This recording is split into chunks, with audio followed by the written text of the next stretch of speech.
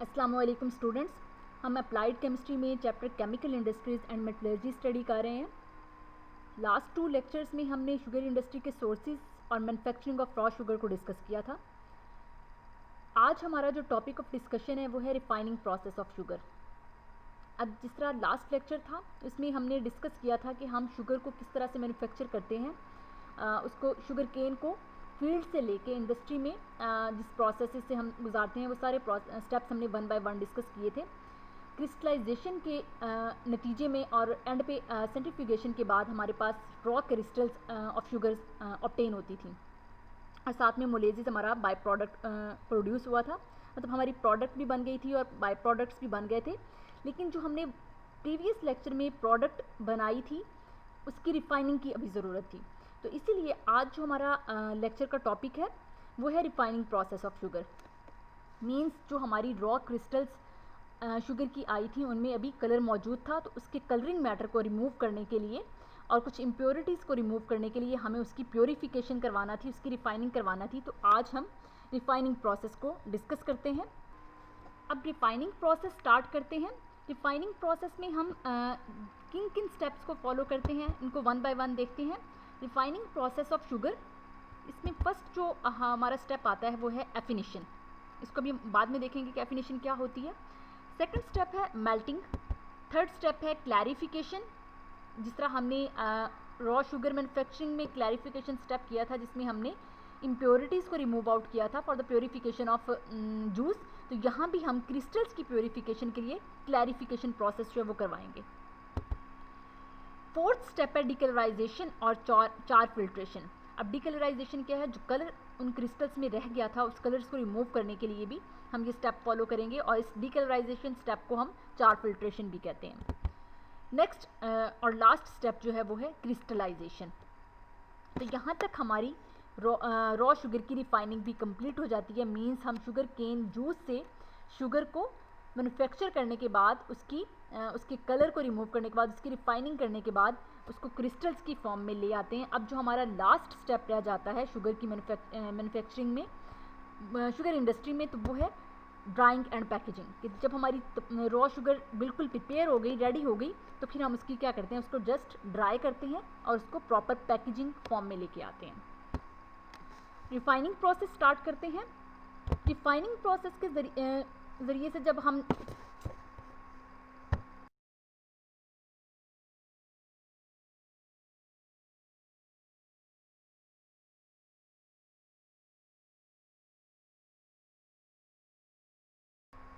अब refinery process start करते हैं। रिफाइनरी प्रोसेस हम रॉ शुगर से स्टार्ट करेंगे। लास्ट लेक्चर में हमने रॉ शुगर को मैन्युफैक्चर किया था रॉ शुगर केन जूस से रॉ शुगर क्रिस्टल्स हमने बनाए थे, लेकिन उसमें अभी भी कलरिंग मैटर मौजूद था और सुक्रोज कंटेंट्स अबाउट 97.8 समथिंग थे। इस रॉ शुगर को मज़ीद प्योरीफाई करने के लिए, इसको क्लैरिफाई करने के लिए और इसमें से कलरिंग मैटर को रिमूव आउट करने के लिए इसे रिफाइनरी प्रोसेस में से गुजारा जाता है। तो फर्स्ट हम इसको रिफाइनिंग प्रोसेस के स्टेप्स में से गुजारते हैं। तो फर्स्ट स्टेप जो है वो इसका एफिनिशन है। इन स्टेप्स को हम 1 बाय 1 डिटेल डिस्कस करेंगे। एफिनिशन में से गुजारने के बाद इसको मेल्टिंग प्रोसेस में से गुजारा जाता है। मेल्टिंग प्रोसेस में से गुजारने के बाद इसकी क्लैरिफिकेशन की जाती है। जिस तरह लास्ट लेक्चर में हमने एक्सट्रैक्टेड जूस की क्लैरिफिकेशन की थी, जिसमें हमने कार्बोनेशन, सल्फाइटेशन प्रोसेसेस परफॉर्म किए थे और इम्प्योरिटीज़ को रिमूव आउट किया था। तो यहाँ पे हम रॉ शुगर क्रिस्टल्स की क्लैरिफिकेशन करवाते हैं। रॉ शुगर क्रिस्टल्स के अंदर जो इम्प्योरिटीज़ हैं और जो कलरिंग मैटर है उसको रिमूव करने के लिए हम इसको क्लैरिफिकेशन प्रोसेस में से गुजारते हैं। तो इम्प्योरिटीज़ जितनी होंगी वो क्लैरिफिकेशन प्रोसेस में सेपरेट आउट हो जाती हैं और कुछ % कलरिंग मैटर जो है वो भी क्लैरिफिकेशन प्रोसेस में सेपरेट आउट हो जाता है, लेकिन अभी भी कुछ कलर बाकी होता है जिसके लिए हम इसको डीकलराइजेशन स्टेप में से गुजारते हैं। अब डीकलराइजेशन स्टेप जैसे नेम से ही क्लियर है, डीकलराइज कर देता है और जितना इसमें कलरिंग मैटर होता है इसको ये रिमूव आउट कर देता है। इसी प्रोसेस का दूसरा नाम चार फिल्ट्रेशन भी है।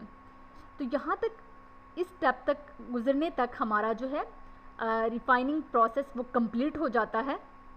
मीन्स हमारे पास ब्राउन कलर क्रिस्टल से वाइट कलर क्रिस्टल्स जो हैं वो प्रोड्यूस हो जाती हैं। अब अभी इस इन क्रिस्टल्स के अंदर कुछ कंटेंट्स, वाटर मॉइस्चर कंटेंट्स होते हैं, तो उसको रिमूव आउट करने के लिए हम इसको एवेपोरेशन स्टेप में से गुजारते हैं, और एवेपोरेशन स्टेप में से गुजारने से इसमें जितना मॉइस्चर कंटेंट है वो रिमूव आउट हो जाता है। नेक्स्ट हम इसको क्रिस्टलाइजेशन स्टेप में से पास आउट करते हैं। तो रिफाइनिंग प्रोसेस का ये इम्पॉर्टेंट और लास्ट स्टेप जो है वो क्रिस्टलाइजेशन है, जिसमें हम उसको प्रॉपर क्रिस्टल्स जो हैं वो ग्रोन करते हैं, और यहाँ पे हमारे पास white colour moisture free proper crystals produce होते हैं। इनकी फर्दर क्योरिंग मीन्स इनको ट्रीट किया जाता है, जैसे कि ड्राइंग करना, क्रिस्टल्स की ड्राइंग की ज़रूरत होती है, उसको ड्राइंग किया जाता है और इसको प्रॉपर पैकेजिंग फॉर्म में लाया जाता है। एट द एंड मार्केट में शुगर प्रॉपर पैकिंग फॉर्म में अवेलेबल होती है। रिफाइनिंग प्रोसेस स्टार्ट करते हैं। रिफाइनिंग प्रोसेस का फर्स्ट स्टेप है एफिनेशन। अब affination basically it is a process in which molasses are removed. Last lecture में जब हमने रॉ शुगर मैन्युफैक्चरिंग की थी तो एट द एंड हमारे पास दो फ्रैक्शंस ऑब्टेन हुई थी। एक हमारे पास प्रोडक्ट जो थे वो रॉ शुगर क्रिस्टल्स आए थे, और molasses as a by product obtain हुए थे। जो रॉ शुगर हमारे पास ऑब्टेन हुई थी उसमें हमने कहा था सुक्रोज कंटेंट्स आर अबाउट 97.8% और उसका कलर ब्राउन था।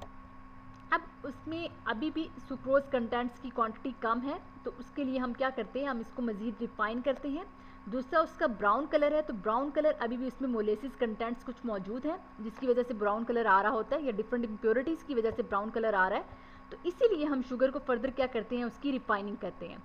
अब एफिनेशन क्या है? एफिनेशन वो स्टेप है जिसमें हम रॉ शुगर क्रिस्टल्स में से जो मोलेसिस कंटेंट्स हैं, जो फिल्म ऑफ एडहेरिंग मोलेसिस है, उसको रिमूव आउट करते हैं। तो basically it is a process in which film of adhering molasses is removed from sugar cane crystals. अब हम देखते हैं कि इसमें से मोलेसिस को रिमूव आउट कैसे किया जाता है। तो बेसिक यहाँ पे हम रॉ शुगर क्रिस्टल्स को जो है ट्रीट करवाते हैं एक सैचुरेटेड सिरप के साथ। ये एक साइक्लिक फॉर्म में चल रहा होता है, तो रॉ शुगर क्रिस्टल्स जो हैं उनको सैचुरेटेड सिरप के साथ ट्रीट करवाया जाता है। जैसे ही रॉ शुगर क्रिस्टल्स को सैचुरेटेड सिरप के अंदर डंप किया जाता है तो रॉ शुगर क्रिस्टल्स जो हैं वो इसके अंदर डिज़ोल्व हो जाती हैं, और कोटिंग ऑफ इम्प्योरिटी जो है वो भी इसमें क्या होगी, डिज़ोल्व हो जाएगी। इसके बाद इसकी स्पिनिंग करवाई जाती है और साथ साथ इसकी वॉशिंग भी की जाती है, ताकि इसमें से जो कलरिंग मैटर है और कुछ इम्प्योरिटीज़ वगैरह जो हैं वो रिमूव आउट हो जाएं। अब यहाँ पे जो रॉ शुगर क्रिस्टल्स हैं वो क्रिस्टल्स नहीं रहेंगे, बल्कि वो क्या बन जाएंगे, वो लीकर हो जाएगा। तो यहाँ पे हमारे पास हमने रॉ शुगर क्रिस्टल्स को जैसे ही सैचुरेटेड सिरप के साथ ट्रीट करवाया तो रॉ शुगर क्रिस्टल्स जो हैं वो लीकर में कन्वर्ट हो गए। तो हमारे पास एक मिक्सचर प्रोड्यूस होता है जिसमें क्रिस्टल्स, रॉ शुगर क्रिस्टल्स भी हैं और इसके साथ साथ सिरप भी है। तो यहाँ पे जो रॉ शुगर क्रिस्टल्स हैं वो अब एफिनेटेड लीकर बन गया है। तो जब हम इसको सेंट्रीफ्यूगल मशीन में से पास आउट करते हैं तो ये लीकर जो है 2 फ्रैक्शंस में सेपरेट आउट होता है, जिस तरह हमने लास्ट लेक्चर में देखा था जब हमने क्रिस्टल्स की सेंट्रीफ्यूगेशन करवाई थी। तो उसमें हमारे पास मोलेसिस कंटेंट्स जो थे वो एक सेपरेट पोर्शन में सेपरेट हो गए थे, और जो सुक्रोज कंटेंट्स थे वो एक सेपरेट पोर्शन में सेपरेट हो गए थे। तो इसी तरह से जब हम इसको लीकर को सेंट्रीफ्यूगल मशीन में से पास आउट करते हैं एफिनेटेड लीकर की, तो वहाँ पे भी हमारे पास जो इम्प्योर सिरप है वो वन साइड सेपरेट आउट हो जाएगा, और जो हमारे पास एफिनेटेड लीकर है वो अदर साइड जो है वो सेपरेट आउट हो जाएगा। अब यहाँ पे एक इम्पॉर्टेंट पॉइंट को नोट करना होता है कि जो कॉन्टैक्ट टाइम है between wash water and sugar crystals वो मिनिमम होना चाहिए, कि हम जो शुगर क्रिस्टल्स की स्टेप में वॉशिंग करवा रहे हैं उसका कॉन्टैक्ट टाइम जो है वो बहुत थोड़ा होना चाहिए, ताकि कम से कम मॉइस्चर कंटेंट्स जो हैं वो इसमें हों। अब नेक्स्ट एफिनेशन के बाद जो स्टेप हम फॉलो करते हैं वो है मेल्टिंग। अब यहाँ पे हमारे पास इम्प्योर सिरप तो सेपरेट आउट हो गया, हम एफिनेटेड लीकर को फर्दर आगे ट्रीट करवाएंगे। तो एफिनेटेड लीकर को हम फर्दर मेल्टर में से पास आउट करते हैं। एफिनेटेड लीकर को जब हम डंप करते हैं मेल्टर में तो वहाँ पे क्या होगा, ये डिज़ोल्व हो जाता है हॉट वाटर में। नेक्स्ट हम क्लैरिफिकेशन प्रोसेस करवाते हैं। क्लैरिफिकेशन प्रोसेस को हम 2 तरह से करवाते हैं। जिस तरह हमने एक्सट्रैक्टेड जूस की क्लैरिफिकेशन की थी, वहाँ पे हम जूस की क्लैरिफिकेशन करते हैं। तो यहाँ पे हम जो लीकर है एफिनेटेड लीकर, इसकी क्लैरिफिकेशन करवाएंगे। तो क्लैरिफिकेशन के लिए बेसिकली हम दो तरह के प्रोसीजर्स को फॉलो करते हैं। एक आता है इसमें मैकेनिकल प्रोसेसेस, एक आता है इसमें केमिकल प्रोसेसेस। अब जब भी हम कोई केमिकल सब्सटेंस किसी सब्सटेंस में ऐड करते हैं तो हमें डिफरेंट पैरामीटर्स को भी कंट्रोल करना होता है, उसकी ऑप्टिमम कंडीशंस को मेंटेन करना होता है, जैसा कि टेम्परेचर कंडीशंस को हमें मेंटेन करना पड़ता है, पीएच कंडीशन को हमें मेंटेन करना पड़ता है। इसी तरह से डिफरेंट फिजिकल पैरामीटर्स को भी हमें साथ साथ कंट्रोल करना पड़ता है ताकि हम अपने रिएक्शन की जो एफिशिएंसी है उसको बेटर कर सकें। तो यहाँ पे भी, या उसको हम करवा सकें, तो यहाँ पे भी हम मैकेनिकल प्रोसेसेस में जो पैरामीटर को एडजस्ट करते हैं वो पीएच एडजस्टमेंट है। अब केमिकल प्रोसेसेस में जो हम स्टेप्स फॉलो करते हैं, इसमें एक फ्रोथिंग क्लैरिफायर है, सेकंड इसमें कार्बोनेशन है, थर्ड इसमें सल्फाइटेशन है। अब फर्स्ट क्लैरिफिकेशन में जो हमारे पास एफिनेटेड लीकर आया था, जो मेल्टेड वॉश्ड रॉ शुगर थी, उसको हम एफिनेटेड लीकर कहेंगे। इसको हम ट्रीट करवाते हैं mechanical process and chemical process के ज़रिए से। अब मैकेनिकल प्रोसेस में क्या है, इसमें हम एडिशन करते हैं इनर्ट मटेरियल की और साथ साथ हम मिक्सचर की पीएच को एडजस्ट करते हैं ताकि हम क्लियर सॉल्यूशन ऑब्टेन कर सकें। अब सुक्रोज कंटेंट्स के लिए हमें जो पीएच रेंज चाहिए होती है, अगर हम पीएच को 7 से बिलो रखें तो हमारे सुक्रोज क्रिस्टल्स जो बने हुए हैं वो हाइड्रोलाइज हो जाते हैं टू रिड्यूस्ड शुगर, जैसा कि फ्रुक्टोज है, ग्लूकोज है। तो अगर हम पीएच जो है वो 7 से कम रखते हैं अपने इस प्रोसेस के दौरान, तो हमारे क्रिस्टल्स जो हैं वो हाइड्रोलाइज हो जाएंगे, मींस डिसॉल्व हो जाएंगे। रिड्यूस शुगर में जो फ्रुक्टोज है या सुक्रोज है, जो फ्रुक्टोज है या ग्लूकोज है। अब जो सुक्रोज है वो डाइसैकराइड है ग्लूकोज और फ्रुक्टोज का। तो अगर हम पीएच 7 से बिलो कर देते हैं तो सुक्रोज ही नहीं रहेगी, बल्कि ये किस में कन्वर्ट हो जाएगी, फ्रुक्टोज या ग्लूकोज में। तो हमें पीएच को 7 से अबव रखना पड़ता है।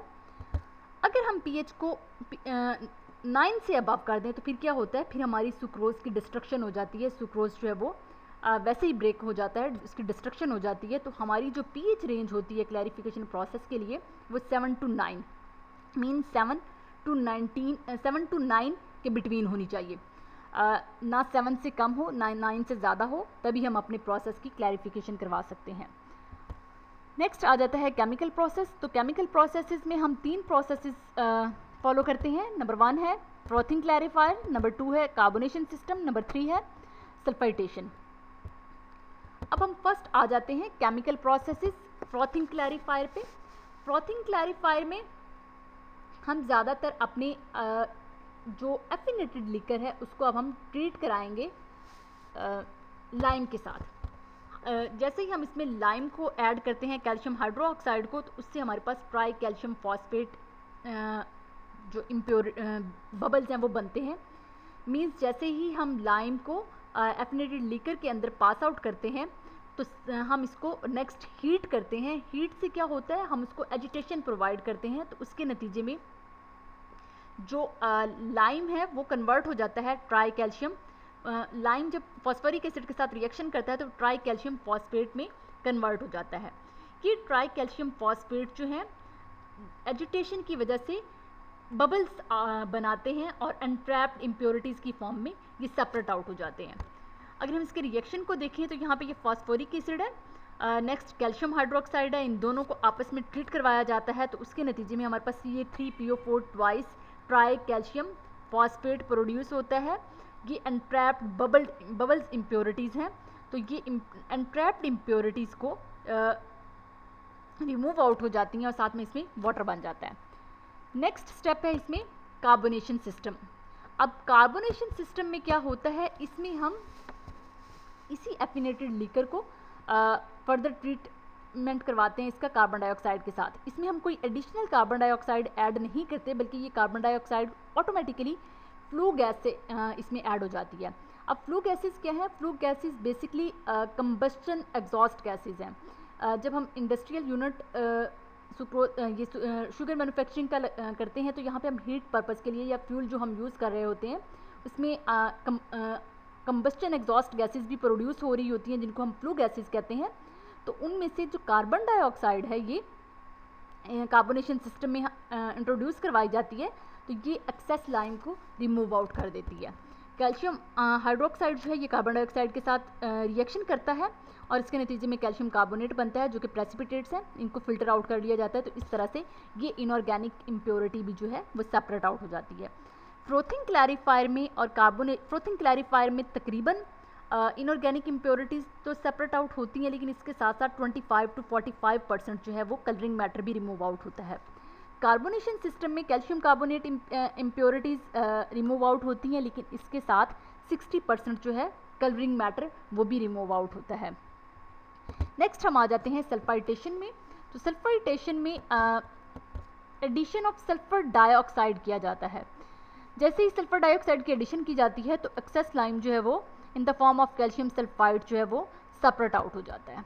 तो यहाँ पे कैल्शियम हाइड्रोक्साइड के साथ सल्फर डाइऑक्साइड का जब रिएक्शन करवाया जाता है तो यहाँ पे कैल्शियम सल्फाइड जो है as a precipitate form separate out हो जाता है और वाटर बन जाता है। तो यहाँ जितनी इनऑर्गेनिक इम्प्योरिटीज़ होती हैं वो सेपरेट आउट हो जाती हैं और कुछ कलरिंग मैटर जो है वो भी रिमूव आउट हो जाता है, लेकिन 100% कलरिंग मैटर अभी भी रिमूव नहीं होता। इसको रिमूव करने के लिए फर्दर डिकलराइजेशन स्टेप जो है उसको फॉलो करना पड़ता है। After clarification the liquor obtain is clarified liquor. इस लीकर में अभी भी कलरिंग मैटर और कुछ ऑर्गेनिक इम्प्योरिटीज़ मौजूद होती हैं। Major portion of inorganic impurities remove हो जाता है, लेकिन कुछ इनऑर्गेनिक इम्प्योरिटीज़, कुछ ऑर्गेनिक इम्प्योरिटीज़ और कलरिंग मैटर कुछ अभी बाकी है। इनको रिमूव आउट करने के लिए डीकलराइजेशन स्टेप फॉलो किया जाता है। अब इस स्टेप में क्या किया जाता है कि जो हमारा क्लैरिफाइड लीकर है उसको हम आफ्टर फिल्ट्रेशन गुजारते हैं डीकलराइजेशन स्टेप में से। तो liquor obtain after filtration stage is raw liquor. The clarified liquor contains large amount of dissolved impurities and these impurities can be removed by using adsorbents. कि जब हम इसको डीकलराइजेशन करवाना चाहते हैं तो हम डिफरेंट एड्सॉर्बेंट्स यूज़ करते हैं। अब कौन कौन से एड्सॉर्बेंट्स हम यूज़ करते हैं, तो फर्स्ट इसमें इनमें से कोई भी एड्सॉर्बेंट हम यूज़ कर सकते हैं। तो फर्स्ट है एक्टिवेटेड कार्बन जिसको हम चारकोल कहते हैं। सेकंड है बोन चार। थर्ड है आयन एक्सचेंज रेजन्स। फोर्थ है केमिकल ब्लीचिंग एजेंट्स। तो यहाँ पे ये शुगर क्रिस्टल्स की डीकलराइजेशन के लिए ये 4 तरह के एड्सॉर्बेंट्स को यूज़ किया जा सकता है। इन सब के कुछ ड्रॉबैक्स भी हैं, कुछ इनके बेनिफिट्स भी हैं। तो इनमें से कोई भी एड्सॉर्बेंट को लेके हम इम्प्योरिटीज़ को रिमूव करके अपने क्रिस्टल्स को रिफाइन कर सकते हैं। तो by using any of the following adsorbent the coloured impurities can be removed efficient.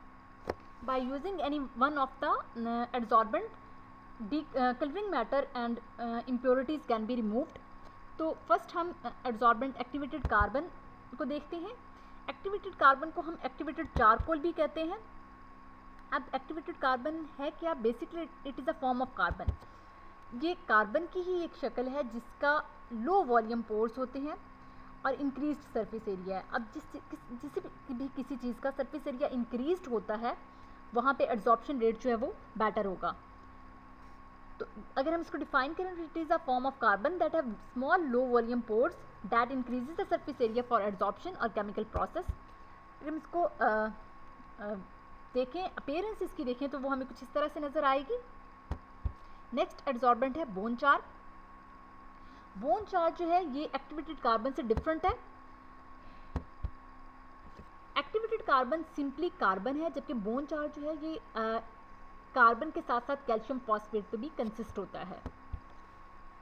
इसको भी अगर हम देखें तो इसका सरफेस एरिया हाई होता है and it has the ability to absorb colour and remove inorganic ash impurity. कि इसकी भी एबिलिटी है कि ये कलरिंग मैटर को भी रिमूव करता है और इनऑर्गेनिक ऐश इम्प्योरिटी जो है उसको भी रिमूव आउट करता है। अगर हम इसकी अपीयरेंस देखें तो वो हमें इस तरह से नज़र आएगी। अब जो भी हमारा क्लैरिफाइड लीकर है उसको हम ट्रीट करवाते हैं या एक्टिवेटेड कार्बन से या बोन चार से, तो उससे क्या होता है, जो कलरिंग मैटर है वो रिमूव आउट हो जाता है, इनऑर्गेनिक ऐश इम्प्योरिटीज़ जो हैं वो रिमूव आउट हो जाती हैं और हमारे पास वाइट कलर क्रिस्टल्स जो हैं वो ऑब्टेन होते हैं। नेक्स्ट हम देखते हैं ion exchange resin. Ion exchange resins जो हैं ये आपने क्रोमेटोग्राफी में पढ़े हैं। दो तरह के होते हैं, ये कैटायनिक भी हो सकते हैं, एनायनिक भी हो सकते हैं। आयन एक्सचेंज रेजेंस ज़्यादातर जो ऑर्गेनिक एसिड्स हैं उनको separate out, means amino acids को सेपरेट आउट करने के लिए हम यूज़ करते हैं। तो शुगर क्रिस्टल्स में सुक्रोज क्रिस्टल्स की डीकलराइजेशन में एनायनिक एक्सचेंज रेजेंस जो हैं वो यूज़ किए जाते हैं टू रिमूव फ्री एसिड्स। अब ये जो एड्जॉर्बेंट ये जो प्रोसेस है ये कंप्लीट रिप्लेसमेंट है ऑफ बोन चार एंड एक्टिवेटेड कार्बन, मींस ये अगर हम प्रोसेस फॉलो करें तो ये एक्टिवेटेड कार्बन या बोन चार जो हम एड्जॉर्बेंट यूज़ कर रहे हैं उनसे सुपीरियर है। अब सुपीरियर है तो इसका ड्रॉबैक क्या है? इसका ड्रॉबैक ये है कि ये कॉस्टली है। हमें अपनी जब भी हम कोई प्रोडक्ट बनाना चाह रहे होते हैं तो हम उसकी कॉस्ट को भी देखते हैं, वो कॉस्ट इफ़ेक्टिव होना चाहिए। तो जो चीज़ कॉस्टली होती है उसको हम प्रेफर नहीं करते। तो ये ion exchange resins no doubt कि ये बेनिफिशियल ज़्यादा है, लेकिन ये कॉस्ट इसकी बहुत ज़्यादा हो जाती है, तो इस वजह से ये कॉस्ट इफ़ेक्टिव नहीं है। नेक्स्ट जो हमारा एड्जॉर्बेंट्स यूज़ होते हैं वो डिफरेंट केमिकल ब्लीचिंग एजेंट्स हैं। मतलब डिफरेंट केमिकल्स को यूज़ करते हुए हम कलरिंग मैटर को रिमूव आउट करते हैं। अब इसमें जो ज़्यादातर केमिकल्स यूज़ किए जाते हैं हाइपोक्लोराइड्स हैं और सल्फाइड्स हैं। इस प्रोसेस को भी फॉलो करने का ड्रॉबैक है कि जो हम केमिकल ब्लीचिंग एजेंट्स यूज़ कर रहे हैं वो क्या करते हैं, वो कलर को चेंज कर देते हैं। तो ये भी प्रोसेस का जो एक ड्रॉबैक आ जाएगा। अब जब हमारी शुगर क्रिस्टल्स में से इम्प्योरिटीज़ भी रिमूव आउट हो गई, ऑर्गेनिक इनऑर्गेनिक इम्प्योरिटीज़ भी रिमूव आउट हो गई, कलरिंग मटेरियल भी रिमूव आउट हो गया, तो अब हमारे पास जो लीकर ऑब्टेन होता है उसको हम फाइन लीकर कहते हैं। इस फाइन लीकर को हम फर्दर फाइनल रिफाइनिंग की तरफ ले जाते हैं और रिकवरी स्टेप की तरफ। आफ्टर डीकलराइजेशन हम जो फाइन लीकर है उसकी एवेपोरेशन करवाते हैं और एवेपोरेशन करवाने से उसमें जितना मॉइस्चर कंटेंट है मैक्सिमम मॉइस्चर कंटेंट को हम रिमूव आउट करते हैं। एवेपोरेशन के बाद हम उसको क्रिस्टलाइजेशन प्रोसेस में से पास आउट करवाते हैं। अब ये क्रिस्टलाइजेशन स्टेप जो है ये रिफाइनिंग प्रोसेस का लास्ट स्टेप है और मोस्ट इम्पॉर्टेंट है। अब क्रिस्टलाइजेशन में हम क्या करते हैं, हम जो हमारे पास सुक्रोज क्रिस्टल्स आए हैं उनको सेपरेट आउट करवाते हैं जो एसोसिएटेड सिरप है। इसमें फाइन लीकर को हम कंसंट्रेट करते जाते हैं यहाँ तक कि हमारे पास सैचुरेटेड सुपर सैचुरेटेड सोल्यूशन आ जाता है। और शुगर क्रिस्टल्स की जब प्रॉपर साइज क्रिस्टल्स बनना शुरू हो जाती हैं तो हम इसको क्या करते हैं, सेंट्रीफ्यूगल मशीन में से पास आउट करते हैं। जिस तरह लास्ट लेक्चर में हमने जब रॉ शुगर क्रिस्टल्स बन गए थे तो हमने उनको सेंट्रीफ्यूगल फिलर में से पास आउट किया था, जिससे हमारे सुक्रोज कंटेंट्स सेपरेट हो गए थे और जो मोलेसिस कंटेंट्स थे वो सेपरेट हो गए थे। तो यहाँ भी हम क्रिस्टल्स की फाइन क्रिस्टल्स की एसोसिएटेड सिरप से सेपरेशन करवाने के लिए सेंट्रीफ्यूगल फिलर्स यूज़ करते हैं। तो इससे हमारी जो फाइन क्रिस्टल्स हैं वो सेपरेट हो जाते हैं और एसोसिएटेड सिरप जो है वो भी सेपरेट आउट हो जाएगा। अब हमारी यहाँ तक रिफाइनिंग प्रोसेस कंप्लीट हो गया तो लास्ट स्टेप आ जाता है क्रिस्टल्स की ड्राइंग। कि क्रिस्टल्स की कुछ जो थोड़ा बहुत उसमें मॉइस्चर कंटेंट रह गए हैं उनको हम ड्राइंग करवाते हैं। ड्राइंग के लिए भी डिफरेंट यूज़ किए जा सकते हैं। सिंपल उसकी ड्राइंग हो सकती है, उसके लिए वैक्यूम डेसिकेटर को यूज़ किया जा सकता है, डिफरेंट अवन्स को यूज़ किया जा सकता है।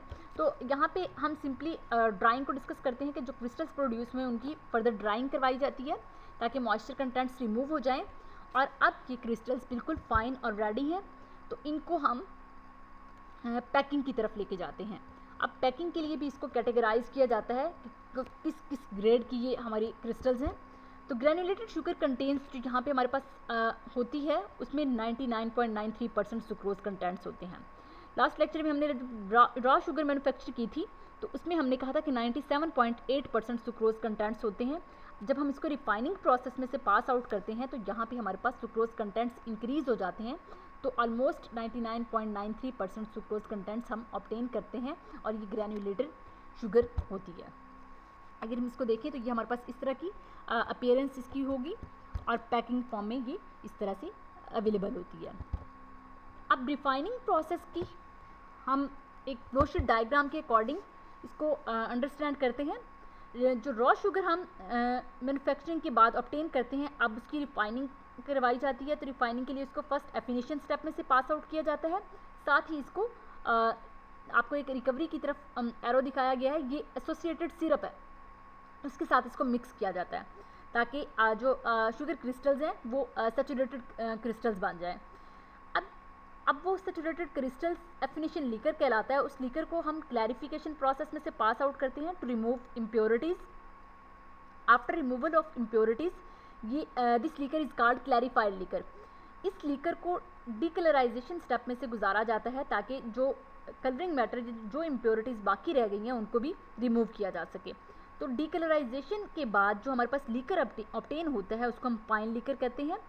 ये लीकर में कुछ मॉइस्चर कंटेंट्स होते हैं, तो ये मॉइस्चर कंटेंट्स हम एवेपोरेशन के ज़रिए से रिमूव आउट कर देते हैं। तो हमारे पास अब फाइन सिरप आ गया है। इस फाइन सिरप की हम क्रिस्टलाइजेशन करवाते हैं और क्रिस्टलाइजेशन के बाद इसकी सेंट्रीफ्यूगेशन करवाते हैं। तो सेंट्रीफ्यूगेशन के नतीजे में हमारे पास वाइट शुगर जो है वो ऑब्टेन होती है। जो सिरप बच जाता है वो नेक्स्ट आगे रिफाइंड सिरप जो है वो रिकवरी चेंबर की तरफ चला जाता है, जिसमें मोलेसिस वगैरह भी होते हैं। तो इस तरह से ये एक साइक्लिक फॉर्म में रिफाइनिंग प्रोसेस जो है वो चलता रहता है। यहाँ पे हमारी sugar manufacturing from sugar cane complete होती है। नेक्स्ट लेक्चर में हम sugar manufacturing from sugar beet start करेंगे। तो शुगर इंडस्ट्री में बेसिकली दो इसके पार्ट्स थे, एक manufacturing of sugar from sugar cane, second manufacturing of sugar from sugar beet. तो एक पार्ट इस इंडस्ट्री का कंप्लीट होता है, नेक्स्ट पार्ट हम नेक्स्ट लेक्चर में कंटिन्यू करेंगे। अब हम यहाँ पे देखते हैं कि जितना हमने पढ़ा है manufacturing of sugar from sugar cane, इसमें से क्वेश्चंस किस नेचर के आ सकते हैं। तो फर्स्ट है write down the sources from which sugar is obtain. इसमें जस्ट आप सोर्सेज को डिस्कस करेंगे, शुगर केन है, शुगर बीट है, उनको फर्दर एक्सप्लेन करेंगे। आपको क्वेश्चन जो है एक्सटेंसिव नेचर के होंगे, तो उसी के अकॉर्डिंग आपको इसको आंसर देना होंगे। नेक्स्ट क्वेश्चन है which raw materials are required for the sugar manufacturing process. तो ये भी आप इसके रॉ मटेरियल्स को डिस्कस करेंगे, जिसमें आपके सोर्सेज भी आ जाएंगे और केमिकल्स भी आ जाएंगे। नेक्स्ट है हाउ शुगर इज़ मैन्युफैक्चर्ड। तो यहाँ पे शुगर मैन्युफैक्चरिंग की बात की गई है, तो इसमें आप कंप्लीट शुगर मैन्युफैक्चरिंग को एक्सप्लेन करेंगे। नेक्स्ट है how juice is extracted from sugar cane. ये क्वेश्चन टॉपिक लिमिटेड है, तो यहाँ पे आप जस्ट जूस एक्सट्रैक्शन को ही एक्सप्लेन करेंगे। Extraction of juice from sugar cane जो है उसको एक्सप्लेन करेंगे। नेक्स्ट है which steps are used for the clarification of extracted juice from sugar cane. ये भी इंपॉर्टेंट है कि शुगर केन क्रिस्टल्स में शुगर केन में से हम एक्सट्रैक्टेड जूस की क्लैरिफिकेशन किस तरह से करते हैं, कि जो शुगर केन जूस हम एक्सट्रैक्ट करते हैं उसकी क्लैरिफिकेशन कैसे की जाती है। तो ये भी स्टेप्स हमने किए, तो ये भी लिमिटेड क्वेश्चन है, टॉपिक लिमिटेड क्वेश्चन है। इसके बाद है discuss the refining process of sugar industry. तो इसमें कंप्लीट रिफाइनरी प्रोसेस आ जाएगा, ये मोस्ट इंपॉर्टेंट क्वेश्चन है। लास्ट है एक्सप्लेन शुगर इंडस्ट्री। अगर एक्सप्लेन शुगर इंडस्ट्री कंप्लीट, इसमें आपके सोर्सेज, जब भी कोई कंप्लीट इंडस्ट्री आती है तो उसमें हम उसके सोर्सेज भी बताते हैं, उसके रॉ मटेरियल्स भी बताते हैं, उसकी मैन्युफैक्चरिंग भी बताते हैं और एट दी एंड हम उसकी फ्लोशीट डायग्राम लाजमी ड्रॉ करते हैं। जब भी इंडस्ट्री की हम बात करते हैं या इंडस्ट्री पे हमें नोट आता है तो फ्लोशीट डायग्राम हमारी लाजमी होती है। या कोई भी स्टेप पूछा जाता है, जैसे मैन्युफैक्चरिंग प्रोसेस है तो वहाँ भी हम फ्लोशीट डायग्राम लाजमी बनाएंगे। अगर रिफाइनरी प्रोसेस पूछा गया तो वहाँ भी फ्लोशीट डायग्राम जो है वो लाजमी बनेगी। ज़्यादा इसमें से आपको जो इंडस्ट्रीज़ हैं इसमें से आपको कंप्लीट एक्सटेंसिव लॉन्ग क्वेश्चन भी आ सकता है कि आपको कंप्लीट इंडस्ट्री भी आ सकती है और इसमें सब पार्ट्स भी आ सकते हैं। तो ये मैंने हर तरह के क्वेश्चन जो हैं वो यहाँ पे मेंशन कर दिए हैं। लास्ट क्वेश्चन आपको इसमें से इस तरह भी आ सकता है कि सिंपल आपसे ये कहा जाए draw flowsheet diagram for sugar industry, तो आप जस्ट इसमें फ्लोशीट डायग्राम को ही ड्रॉ करेंगे, उसको प्रॉपर्ली लेबल करेंगे। इसमें आपको कोई एक्सप्लेनेशन देने की ज़रूरत नहीं होगी जब ड्रॉ फ्लोशीट का वर्ड आएगा। तो यहाँ पे कुछ इस तरह के इसके क्वेश्चंस आ सकते हैं। ये लेक्चर हमारा कंप्लीट होता है। नेक्स्ट हम sugar manufacturing from sugar beat जो है वो स्टार्ट करेंगे।